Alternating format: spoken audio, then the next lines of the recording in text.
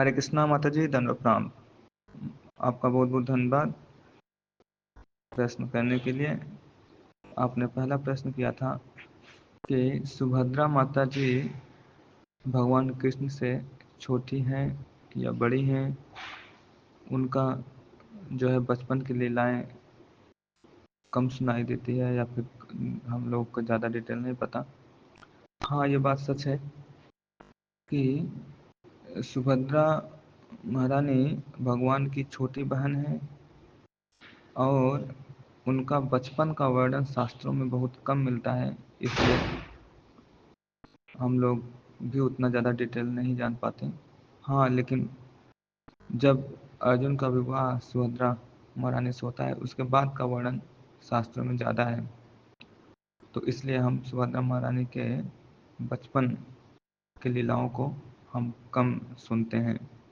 और दूसरा प्रश्न आपका ये है कि क्या साधु वही है जो नृत्य करता है? निश्चित रूप से यहाँ पे शास्त्रों में बताते हैं कि साधु वह होता है जिसके हृदय में कृष्ण के प्रति प्रेम प्रकट हो चुका हो और वह भगवान के प्रति पूर्ण रूप से समर्पित होता है।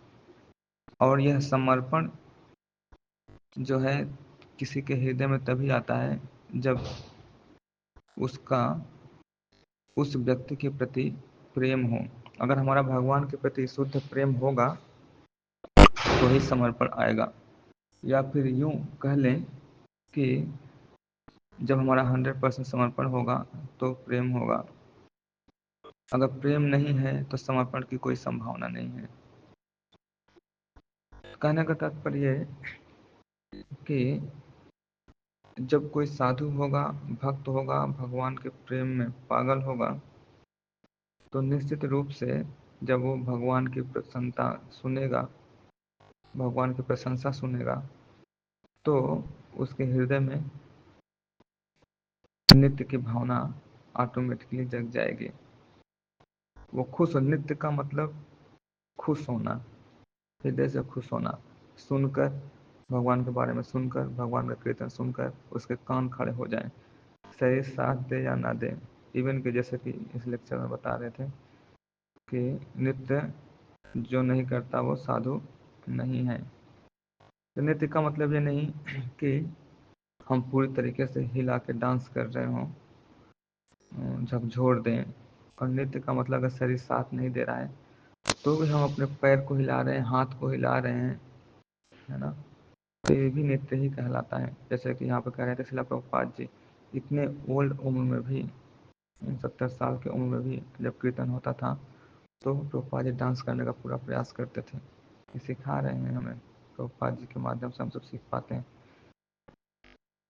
जैसा शरीर साथ दे उस हिसाब से नृत्य, कोई ज़रूरी नहीं है कि धमाकेदार नृत्य हो।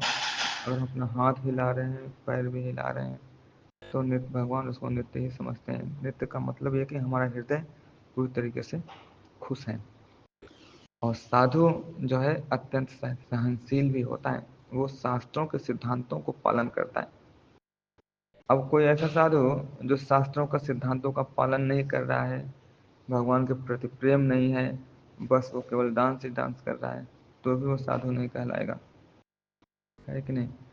तो दोनों ही होना चाहिए, शास्त्रों का पालन भी होना चाहिए, भगवान के प्रति समर्पण होना चाहिए।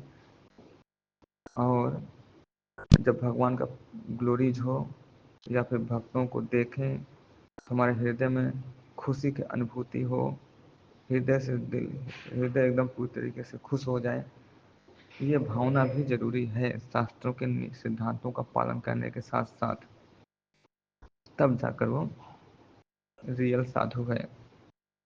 रियल साधु शास्त्रों के नियम का पालन भी करते हैं, सरेंडर भी होते हैं, और साथ साथ में नृत्य तो ऑटोमेटिकली आ जाता है। जब किसी के प्रति हमारा प्रेम होता है तो ऑटोमेटिकली अपने आप ही नृत्य होना शुरू हो जाता है ना। इस प्रकार से हम समझ सकते हैं।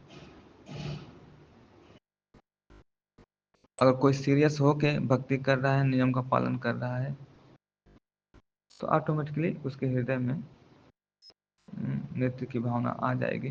वो हो सकता है कभी कभी हमें लगे अरे ये नृत्य नहीं कर रहे हैं, खड़े हैं बस कोई कीर्तन कर रहे हैं, है ना। नृत्य कई प्रकार के होते हैं, और एक स्वामी डांस भी होता है जिसमें राइट लेफ्ट पैर को हिलाते रहते हैं, उसको भी नृत्य ही कहा जाता है ना। तो नृत्य कई प्रकार के होते हैं। तो साधु निश्चित रूप से